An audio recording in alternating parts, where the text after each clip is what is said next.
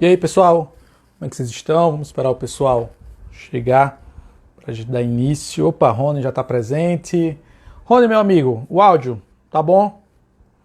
Só Rony confirmar se o áudio está legal, que aí a gente começa até para privilegiar a pontualidade dos nossos telespectadores aqui, ou dos nossos alunos, enfim, as pessoas que estão acompanhando essa série de lives. Pronto, o Rony disse que o áudio tá show. Acho então que eu já posso começar a dar continuidade aqui a essa nossa série de lives. Max Armando entrou agora, Luiz Eduardo também. Eu acredito que o áudio todos vocês estão conseguindo ouvir perfeitamente bem. Acho então que eu posso já ir me começando essa nossa segunda live aqui dessa série de lives chamada Destruindo 6 Mitos sobre o Liberalismo. Plínio acabou de entrar, Laurence entrou agora. Olá, Laurence. Luiz disse que está tudo ok, Laurence está perfeito. Então, gente, vamos começar, tá? Bom, gente, primeiramente, boa tarde. Agradeço mais uma vez a atenção e a presença de todos vocês aqui. Plínio disse que eu estou parecendo Pedro. Plínio, por favor, cara. Não me tira a concentração não, por favor. Bom, gente, hoje é nosso segundo dia aqui dessa série de lives que eu apelidei, o que eu nominei de Destruindo 6 Mitos sobre o Liberalismo. Na live de ontem, que inclusive está salva aqui no perfil, você ainda tem a oportunidade de assistir, eu comentei sobre um dos mitos que mais são atirados contra aquelas pessoas que se declaram liberais, quando dizem que os liberais se preocupam somente e tão somente em demasia com a questão financeira, com o dinheiro. E na live de ontem eu apresentei um livro daquele autor que é considerado o pai do capitalismo, o Adam Smith, onde no seu livro Teoria dos Sentimentos Morais, que foi escrito há mais de 10 anos antes da Riqueza das Nações, o pai do capitalismo e o pai do liberalismo defende que para uma sociedade se desenvolver, primeiro ela deve se preocupar com os sentimentos e com a moralidade daquelas pessoas que compõem aquela determinada nação ou sociedade. Então, isso acaba por derrubar esse mito de que os liberais se preocupam tão somente com o financeiro ou com o dinheiro. Bom, na live de hoje eu quero conversar com vocês a respeito do segundo mito chamado, que eu apelidei da seguinte forma, de que os liberais são a favor da libertinagem, tá?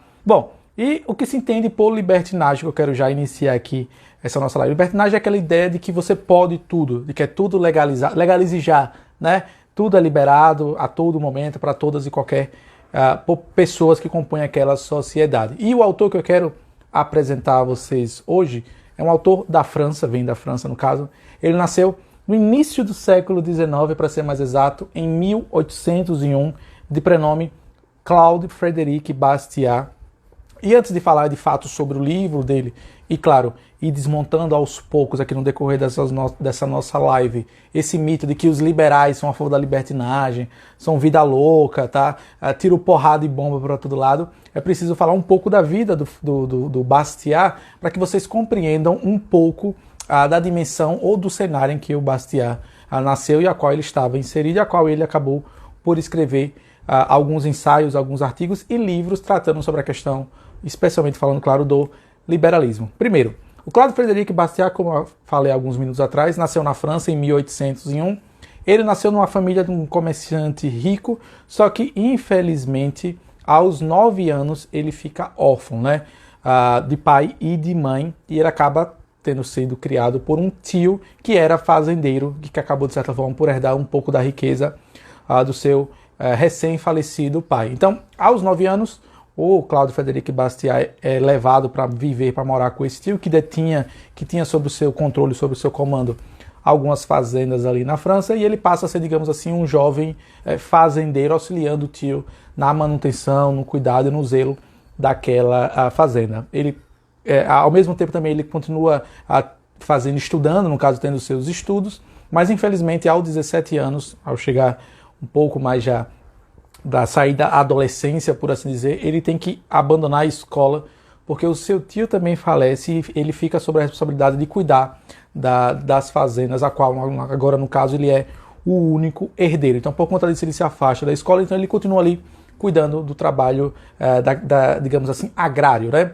Ao passar dos anos ele começa a, de certa forma, ganhar uma certa reputação ali na região onde ele comandava essa fazenda. Inclusive, o próprio Frédéric Bastiat foi eleito uma espécie de juiz de pequenas causas na comunidade a qual ele fazia parte, pelas pessoas enxergarem nele um indivíduo honrado, nobre e que sabia de maneira afetiva a solucionar os problemas que surgia naquela comunidade.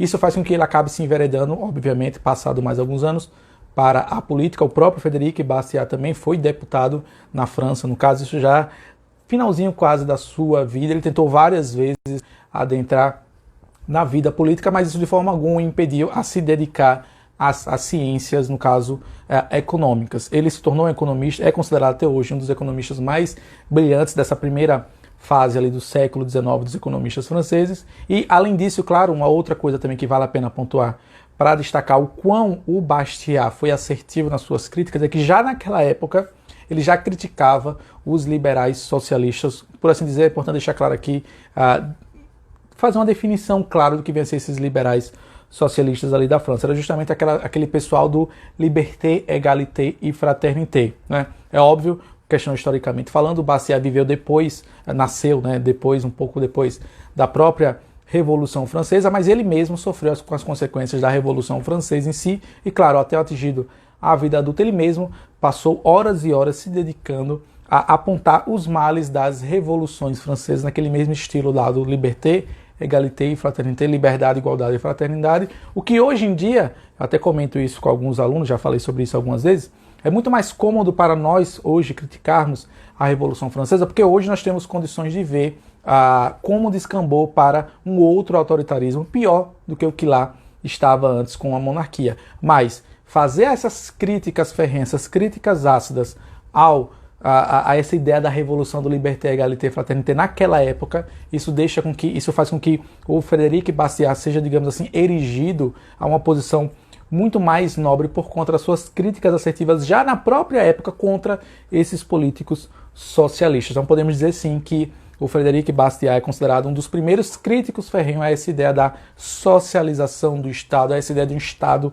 autoritário, de um Estado gigante que acaba justamente por solapar as liberdades individuais, né? Mas aí, chegando de fato ao tema aqui da nossa live, se os liberais são a favor da libertinagem, eu peço que todos que estão me assistindo aqui compartilhem, enviem para mais pessoas, para que mais pessoas possam ter a oportunidade de assistir aqui essa nossa aula a respeito dos liberais, ou melhor dizendo, destruindo 6 mitos sobre o liberalismo. Então o livro que eu quero abordar e trazer aqui para vocês é um livro chamado The Law, né, que é uma tradução, no caso, ficou A Lei, que é um livro que o Bastiat escreveu já no final da sua vida, né? Na verdade, ele vinha escrevendo pedaços desse livro, digamos assim, em periódicos e lançando em alguns jornais como uma espécie de panfletos, mas foi basicamente no final da sua vida que ele compilou todos esses seus escritos e acabou se tornando esse livro que chega até nós nos dias de hoje.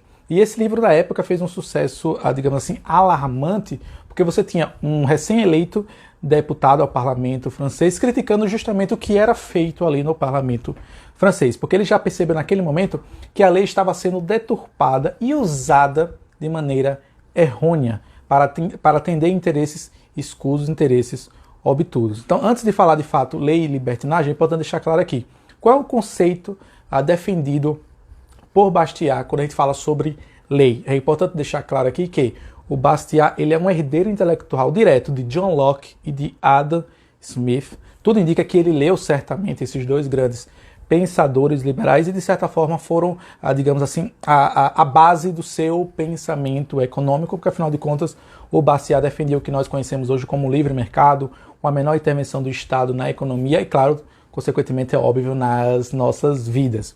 Mas o Bastiat, e é fantástico você ler um livro que foi escrito na primeira metade do século XIX, ou seja, mais de quase 200 anos atrás, e perceber que as dicas e as impressões que o Bastiat enxergava do quão corrosivo, do quão danoso pode ser a lei se utilizada para objetos escusos, faz total acepção aos dias de hoje. Então é um livro que foi escrito há mais de quase 200 anos atrás, mas continua atualicíssimo, porque ainda assim tem lições fantásticas aqui que o Bastiat compartilha conosco, que eu quero, nessa nossa live de hoje aqui, destruindo 6 mitos sobre o liberalismo, convidar vocês a refletirem junto comigo. Primeiro, é importante deixar claro que, logo no início, logo no primeiro, digamos assim, no seu primeiro escrito desse livro aqui chamado A Lei, o Bastiat faz uma referência, tal como John Locke o fez nos seus primeiros livros, a respeito do que vem a ser a vida, a liberdade e a propriedade.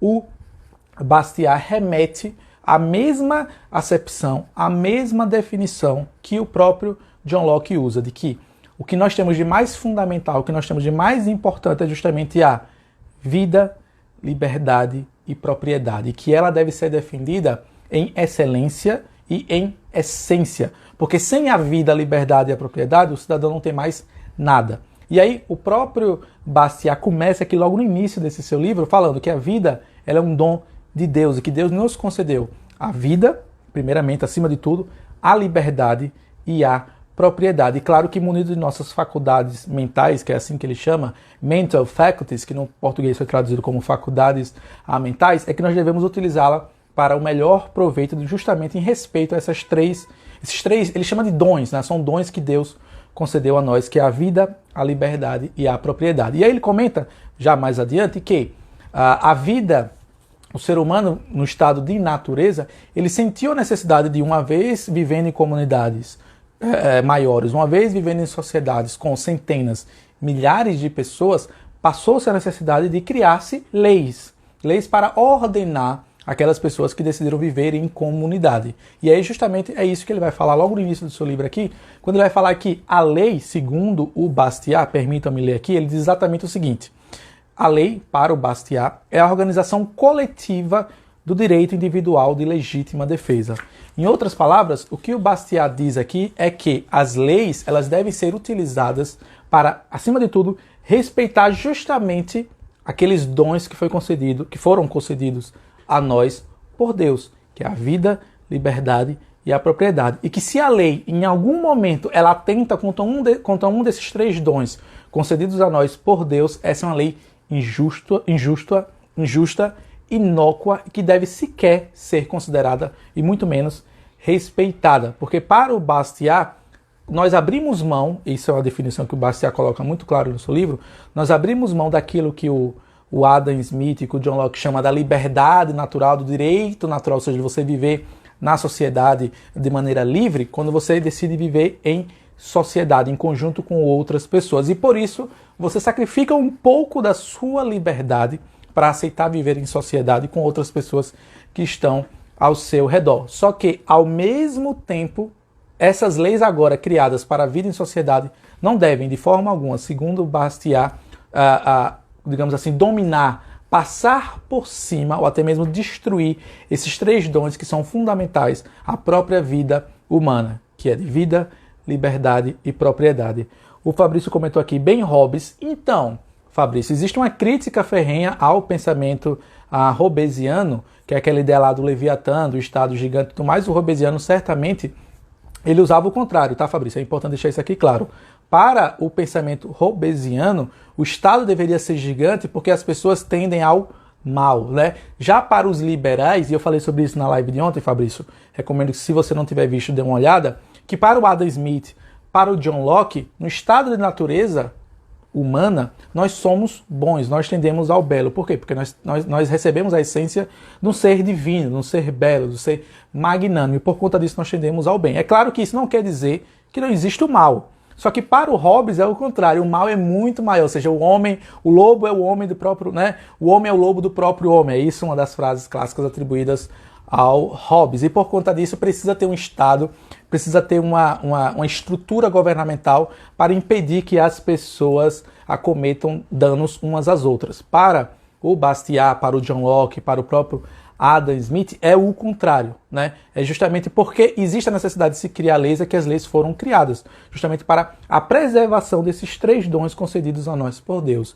vida, liberdade e propriedade. E mais à frente, o próprio Bastiat deixa claro que, numa sociedade comandada ou ordenada ou controlada por pessoas boas, as leis, elas, acima de tudo, vão defender justamente esses três dons concedidos a nós por Deus. E que se um ditador, ou se um rei, ou se um político começa a se valer dessas leis para favorecer a si mesmo, ele já perde totalmente o conceito de lei, segundo o Bastiat. Então, para o Bastiat, a lei tem aquilo que ele chama de caráter negativo, ou seja, a lei não tem um caráter positivista, a lei não é para fazer alguma coisa.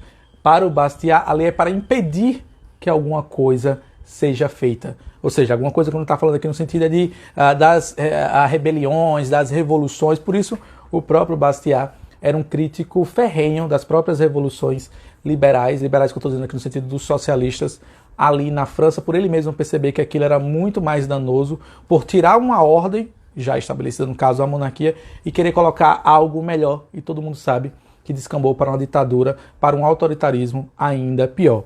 E aí o Bastiat caminha aqui já na metade do seu livro. Lembrando, gente, isso aqui é só um pedaço do livro do Bastiat. O livro do Bastiat tem um pouco mais de 100 páginas, são divididos em vários tópicos, o que torna humanamente impossível apresentar todo o livro numa live de um pouco mais de 30 minutos. Mas existem duas outras coisas que eu quero comentar com vocês aqui acerca, e de certa forma está em consonância com o tema aqui da nossa live, é que, para o Bastiat, as leis devem ser respeitadas por todos. Então essa ideia histriônica que passa pela cabeça de algumas pessoas de que os liberais são a favor da libertinagem ou por um mundo sem lei é totalmente errado. Porque o próprio Bastiat, um dos grandes pensadores, um dos grandes autores que acabou moldando o pensamento liberal, ele deixa muito claro que as leis devem ser respeitadas por todas as pessoas que abriram mão do seu direito natural, ou seja, de viver na natureza, né? Na natureza você é livre, você pode muito bem. O que é que impede você que está me assistindo agora de abandonar tudo e viver no meio da natureza e seguindo suas próprias leis? Absolutamente nada. Mas se você decide sacrificar um pouco dessa sua liberdade, o direito natural, e viver em sociedade, e viver em comunidade, você tem que estar disposto sim a sacrificar a sua liberdade e aí sim estar submisso a leis. Mas que essas leis sempre e todavia devem ser conectadas ao direito natural, que é a vida, a liberdade e a propriedade. E que quando um político, ou que quando um grupo de políticos tenta utilizar-se dessa lei justamente para perverter, ou para atacar, ou para vilipendiar aqueles três dons naturais concedidos a Deus, vida, liberdade e propriedade, esse sujeito, esse grupo de políticos deve ser automaticamente deposto, deve ser automaticamente colocado para fora, porque ele está justamente corrompendo a lei. E isso acontece por duas razões muito básicas. Primeiro, porque nós temos algumas pessoas, infelizmente, têm essa condução, digamos assim, essa condição natural de tender ao mal, né? Algumas pessoas enxergam que o mal pode trazer mais benefícios a ela e por isso ela tenta se valer justamente do seu poder, seja ele social, financeiro, aquisitivo, para dominar as outras pessoas, ou seja porque alguns indivíduos decidem praticar aquilo que o Bastiat chama de expoliação, né? Que nada mais do que é você tomar o pertence ou o que pertence a outra pessoa para si mesmo e não necessariamente você fazer um sacrifício para obter aquele mesmo bem, ou seja material, seja físico, enfim, como vocês queiram preferir. Agora, para o Bastiat, essas duas formas de corrupção da lei, seja aquela ganância de querer ter o que não lhe pertence, ou seja aquela de querer expoliar aquilo que pertence a outra pessoa, isso só acontece porque algumas pessoas se valem justamente do mecanismo da lei para fazer valer os seus interesses obscuros sobre os cidadãos que compõem aquele indivíduo, aquela sociedade. E que se isso vem a acontecer, você está corrompendo totalmente o próprio sentido da lei em si. E aí, para o Bastiat, devemos lembrar, claro que, por exemplo, essa ideia maluca que nós temos no nosso país, infelizmente, é algo que eu, se eu tivesse a oportunidade, faria o possível para acabar com qualquer tipo de ideia de foro privilegiado. Para o Bastiat, claro, ele não chega a usar, gente, essa palavra do foro privilegiado, mas ele chega a deixar bem claro aqui nos seus escritos que a lei ela deve valer para todas as pessoas que compõem aquela sociedade. Não deve ter, em uma sociedade, pessoas que estejam acima da ordem da lei. Porque se alguém está acima da ordem da lei, se essa pessoa for permeada de sentimentos malignos, sentimentos perversos, ela vai fazer o possível para usar a lei em seu próprio benefício ou para atender interesses de pessoas que lhe interessam. Isso justamente é o que o Bastiat chama da corrupção da lei. Então, para o Bastiat, essa ideia maluca de foro privilegiado não faz sentido algum e eu tendo a concordar, assim, 101% com o pensamento do Bastiat aqui nesse sentido. Só lembrando que nós temos aqui o pai do liberalismo, né? Desculpa, nós temos aqui um dos grandes fundadores do liberalismo. O pai do liberalismo é considerado o Adam Smith. Então nós temos aqui o Bastiat, um autor do início do século XIX, defendendo que todos devem estar submissos à lei. E que essa ideia de libertinagem, fazer tudo, tiro, porrada e bomba, isso não está em consonância com o pensamento liberal. Por quê? Porque os liberais entendem que direitos e deveres são importantíssimos. De que medida? que os direitos, aquele direito que você tem de viver em sociedade, de ter sua vida, liberdade e propriedade respeitada, está conectado com deveres. E que você deve sim submeter-se aos deveres de viver em sociedade. Porque você decidiu por conta própria, de maneira voluntária, abrir mão da sua liberdade lá na natureza para viver em sociedade. Então você deve entender que existem direitos, mas os direitos estão conectados aos deveres. É isso que o Bastiat fala. Então veja que não faz muito sentido essa ideia histriônica e cômica de que tentam colocar e colar nos liberais de que os liberais são a favor de um mundo sem lei. Não, pelo contrário. De forma alguma, o mundo precisa ter leis. Agora, essas leis devem, acima de tudo, respeitar justamente aqueles três conceitos, aqueles três dons que eu acabei de falar, já falei algumas vezes aqui, que são vida, liberdade e propriedade. Bom, gente, é isso. Eu acho que eu vou caminhando aqui para o final da nossa live. Eu queria saber se alguém tem alguma pergunta, alguém tem alguma crítica, sugestão, tá? Lembrando, gente, essa é uma série de lives que eu iniciei aqui nessa semana, tá? Amanhã temos mais uma outra live onde eu irei falar sobre o capitalismo, né?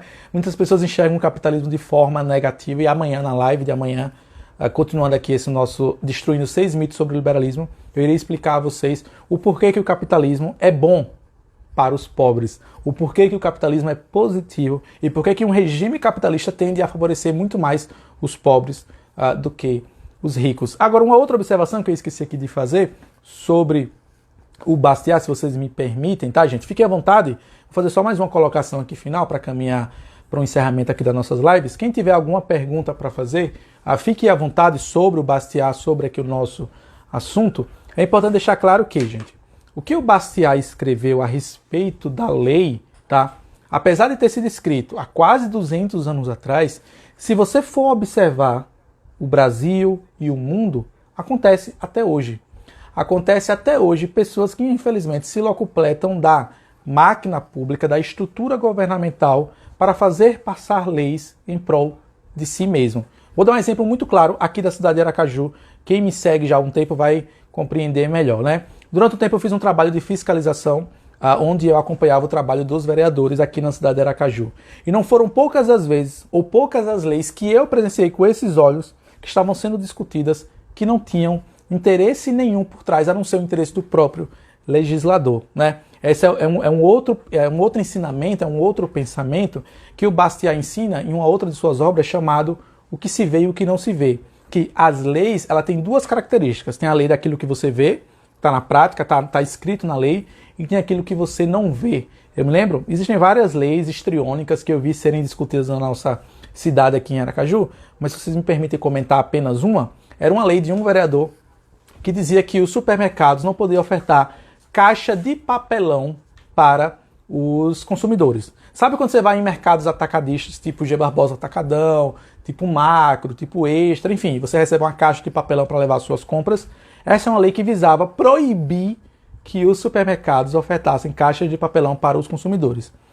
E aí a justificativa da lei era por questões ambientais, para salvar a natureza, todo aquele argumento que até parece ser lógico, até parece ser bem-vindo. Só que isso é o que você vê, é o que está escrito na lei. Mas o que é que você não vê?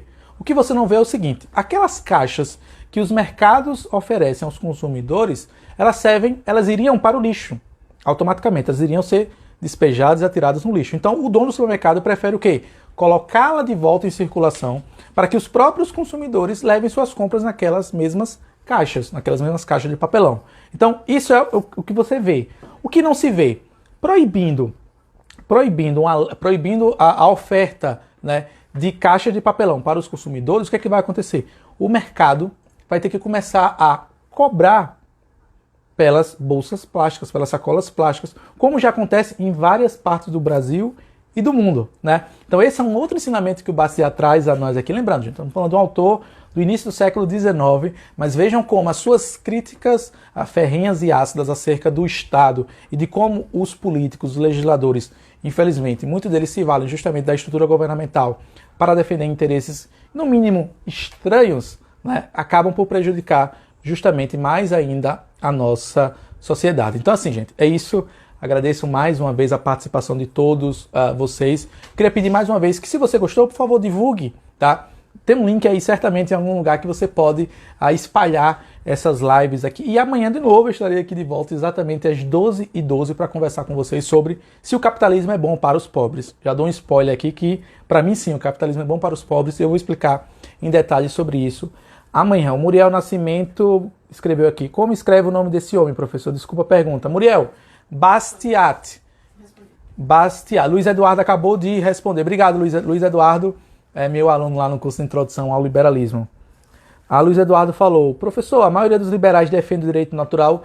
Não, Luiz, a maioria não. É muito difícil falar maioria quando você fala em liberalismo, porque tal como qualquer ideologia que tem mais de 200, 300 anos, existem vários nuances de liberais. Eu diria, Luiz Eduardo, e aí eu posso responder com convicção que os liberais clássicos, a qual eu mais me identifico, esses sim, Luiz Eduardo, são a favor da ideia do direito natural, que foi apresentada por John Locke no seu livro chamado Segundo Tratado sobre o Governo Civil, que eu quero em uma oportunidade, claro, compartilhar com vocês. Inclusive está no meu canal no YouTube, né? Acabei de me lembrar agora. Obrigado, Luiz Eduardo, pela pergunta.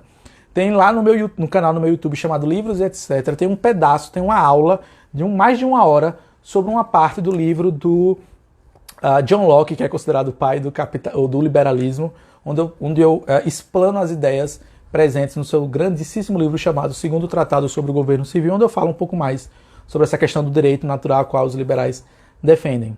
Beleza, Luiz Eduardo? Eu acho que eu respondi sua pergunta. Maioria não, eu diria que os liberais clássicos, esses sim, até porque eles sentem-se muito mais próximos, muito mais cúmplices dos ideais perpetrados ou perpetuados pelo John Locke, lá no seu livro Segundo Tratado sobre o Governo Civil. Bom, gente, então é isso. Acho que deu um pouco mais de 30 minutos. Pessoal que entrou agora, só lembrando, a live vai ficar gravada aqui no meu perfil, aqui no IGTV. Você pode assistir toda essa minha conversa aqui, toda essa minha explanação, destruindo os mitos sobre o liberalismo de que os liberais não se preocupam com a lei. Pelo contrário, tá, gente? Todos os liberais entendem que um direito está conectado a um dever, tá, gente? Só lembrando, por favor, deixa seu like, comenta, compartilha, espalhe essas lives para que vocês possam interagir com a live e que mais pessoas possam ter acesso a esse conteúdo gratuito aqui sobre o liberalismo. Beleza? Muito obrigado mais uma vez a atenção, a paciência e o ouvido de todos vocês. Nos vemos amanhã em mais uma live 12h12 pontualmente, onde irei desmontar mais um dos mitos que as pessoas associam ao liberalismo. Mais uma vez, até a próxima, que Deus abençoe todos vocês. Tchau, tchau, pessoal! Muito obrigado pela presença de todos.